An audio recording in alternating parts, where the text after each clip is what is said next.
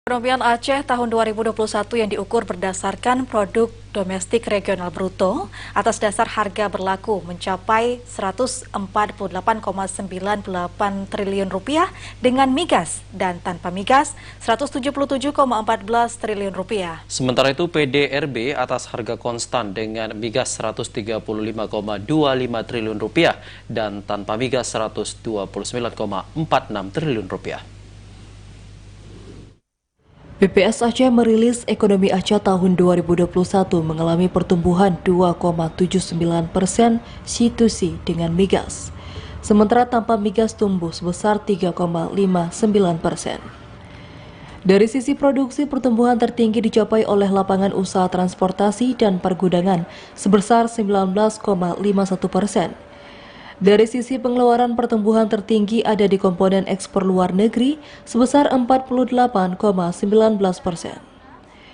Disebutkan ekonomi Aceh triwulan 4 2021 terhadap triwulan 4 2020 mengalami pertumbuhan sebesar 7,39%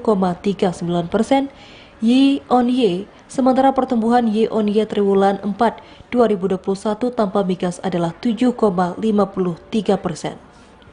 Dari sisi produksi, pertumbuhan tertinggi dicapai oleh lapangan usaha transportasi dan pergudangan sebesar 28,62%.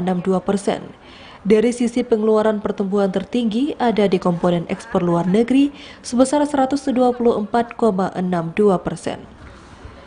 Ekonomi Aceh dengan migas triwulan 4 tahun 2021 bila dibandingkan triwulan 3 tahun 2021, Q2Q mengalami pertumbuhan 3,66%.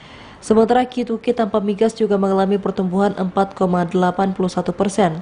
Dari sisi produksi, pertumbuhan tertinggi dicapai oleh lapangan usaha penyediaan akomodasi dan makan minum sebesar 41,39%. Dari sisi pengeluaran, pertumbuhan tertinggi ada di komponen ekspor luar negeri sebesar 74,82%. Tim Liputan TVRI melaporkan.